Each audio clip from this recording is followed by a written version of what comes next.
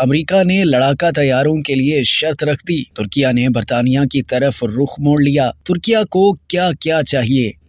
امریکہ سے F-16 لڑاکا طیارے کے حصول میں مشکلات کا سامنا کرنے والے ترکیہ نے برطانیہ کا رخ کر لیا۔ ترکیہ نے برطانیہ سے ہتھیاروں، لڑاکا طیاروں، ٹرانسپورٹ طیاروں اور فری جیٹس خریدنے کے لیے بات چیت کی ہے۔ ترک وزیر دفاع ہلوسی آکر نے لندن میں اپنے ہم منصب بین والز سے ملاقات کی۔ غیر ملکی میڈیا رپورٹ کے مطابق دونوں وزرائے دفاع نے انقرہ کے لیے یورو فائٹر لڑاکا طیارے، C-130 ٹرانسپورٹ طیارے اور بحری فری جیٹس خریدنے سمیت ترکیہ کے پرانے M60 ٹینکوں کے لیے نئے انجن خریدنے پر تبادلہ خیال کیا۔ اتنے بڑے پیمانے پر اسلحہ خریداری کی ڈیل کے لیے $10 ارب کا تخمینہ لگایا گیا ہے۔ ترک ذرائع نے غیر ملکی میڈیا کو بتایا کہ ہم مذاکرات کے آخری مراحل میں نہیں ہیں، ہم ان تمام چیزوں کی خریداری کے لیے اپنے آپشنز کا جائزہ لے رہے ہیں۔ برطانوی وزارت دفاع کے ترجمان نے کہا کہ ڈیفنس سیکرٹری نے ترک ہم منصب سے ملاقات میں دونوں ممالک کے دفاعی تعلقات کو مضبوط کرنے پر گفتگو کی۔ دونوں شخصیات نے اسلحہ فراہمی پر بھی بات کی اور کچھ معاملات میں پیش رفت بھی ہوئی ہے۔ ترکیہ نے اسلحہ خریداری کے لیے برطانیہ کا رخ اس لیے کیا ہے کیونکہ اسے امریکہ سے F-16 طیاروں کے حصول میں مشکلات کا سامنا ہے۔ امریکی کانگریس نے اسلحہ ڈیل کو سویڈن کی نیٹو شمولیت پر اعتراض ختم کرنے سے مشروط کر دیا ہے۔ ترک حکام نے غیر ملکی میڈیا کو بتایا کہ اگر امریکہ نے F-16 طیارے نہ دیے تو برطانیہ سے یورو فائٹر ٹائفون طیارے خریدے جائیں گے۔ یہ طیارے برطانیہ، جرمنی، اٹلی اور اسپین مشترکہ طور پر تیار کرتے ہیں۔